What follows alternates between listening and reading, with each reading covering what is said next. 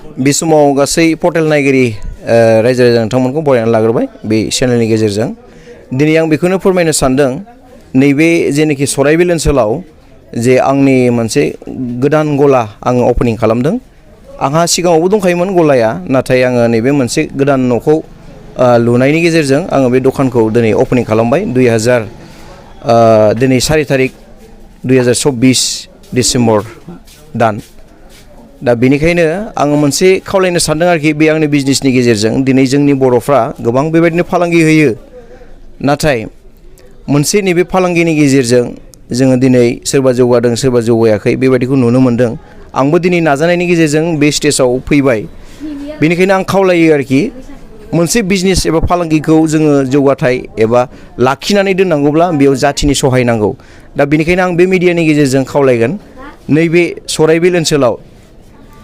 आरो गासैबो बर' रायजो राजाफोरखौनो जाहाथे बिजनेस खालामनायाव जोंनि बर' हारिफोरखौ जों हारिजों जाथिजों मदद होलायो दा आङो बे लकेसनखौबो खोन्थानो सानबाय बेयो जाहैबाय सराइबिल नियार पस्ट अफिस अपोजिट गोजोन हटेल बिनि मोखांजोंनो आंनि बे सिनि दखाना दा बेनिखायनो आं खावलायो जाहाथे जाथिनि सहाय होयो बर' हारिफ्रा दिनै आं नुनो मोनो आं माखासे एक्सपिरियेन्स खालामदों आरोखि बिजनेसावहाय जोंनि बर'फ्रा जाथिजों सहाय होलायैयाव माखासे बिजनेसफ्रा गोग्लैसोनानै थायो आरोखि थैलाङो ओमफ्राय मा जायो जाथिनि सहाय होनना बुङोब्ला मा जि हारिजों हारि बायलायनाय मोनसे रिलेसन थानांगौ आरोखि जेरै गुबुन हारिफ्रा जों नुनो मोनो आंनि मारवारि लोगो दं सासे बिथाङा ओरैबायदि बिसोरो गावसिनि जाथि टु जाथि मोनसे ट्रान्समिटार खालि बिसोरनि बिजनेसा बादस्लायो आरोखि बेयाव जौगायो दिनै जोंनि बर' हारिफ्रा जों नुनो मोनो बिजनेसाव 10% गैया होननानै आं बुंनो हायो आरोखि दासिमाव स' बेनिखायनो आं खावलायबाय गासैबो जोंनि बर' बेबायदिनो हारियानो जाहाथे बेबायदि आंनि दखानल' नङा आरोखि पार्टिकुलारलि गुबुन बिजनेसफ्रावबो जाहाथे गावजों गाव मोनसे कपारेसन खालामनानै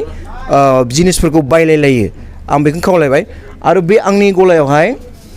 दा उइन्टार सिजनखाय आङो गोजां बोथोरनि बांसिन बेयाव मालखौ आङो स्टक खालामनाय जादों आङो ब्लेजारनिफ्राय लानानै ओमफ्राय बेबायदिनो जेकेट ट्रेक सुट ओमफ्राय गुबुन बिदिनो गोबां बेसादखौ मोनगोन आरोखि आंनावहाय गारमेन्ट्सनि बेलायाव किड्स वेर ओमफ्राय मेन्स वेर दा प्रेजेन्टआव बे दं औ बियो ब्रेन्डेड जाजोबगोन नोंथांमोननि चइस बायदि लांफैनो हागोन दै आरो मोनसे खोथाखौ आं बुङो बेयाव लेडिसल' थागोन सरि जेन्टसल' थागोन लेडिस गैया आरो आं मोनसे खोथाखौ खावलायो दिनै जोंनि बर'फ्रा मा खालामो जे बर'नि दखान होनोब्ला मोनसे दाम बारा होननाय मोनसे माइन्डआव जोंनाव सेट जानानै दं नाथाय बेबायदि नङा रावबो मानसिया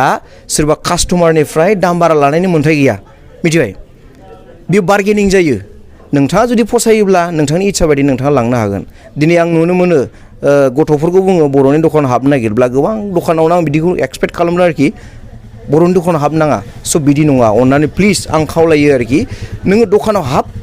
नोङो मालखौ फसाय बेनिफ्राय नों बार्गेनिं खालाम मालिकजों बेहा नोङो राइट दं नोंनिफ्राय बुरजा थाखा लानाय जे बे दखानदारिया मोन्थाय गैया दा बेनिखायनो आं खावलायो जाहाथे बे खोथाखौ बयबो खोनासंनानै मोनसे सानो आरोखि मोजां सिन्था खालामो जोंनि बर' हारिफ्रा बेनिखायनो दिनैसिम जोङो बिजनेसाव दावगानो हायाखै बिजनेसाव दङ गय दखान ओंखाम हटेल बेबायदिनो गोबां जोंनि बर'फ्रा गोरलै बिजनेसाव दं नाथाय जोङो जौगानो थाङोब्ला बेफोरबायदि गारमेन्ट्स गिदिर बिजनेसाव जुदि आखाइ होयोब्ला बेयाव जाथिनि सहायखौ एकदम नांथारगोन आरोखि आं गले बुङो स' बिदिब्ला हामबाय थेंक इउ बे गलानि मुंखौ मा दोनदों बे गलानि मुङा जाहैबाय बड'लेण्ड फेशन होननाय मोनसे मुं बियो आंनि गोबाव सम जाबाय दखाना आं डेटखौहाय बेयाव होनो हायाखिसै बर्डआव स' बिदिबा बरायबाय बयखौबो थेंक इउ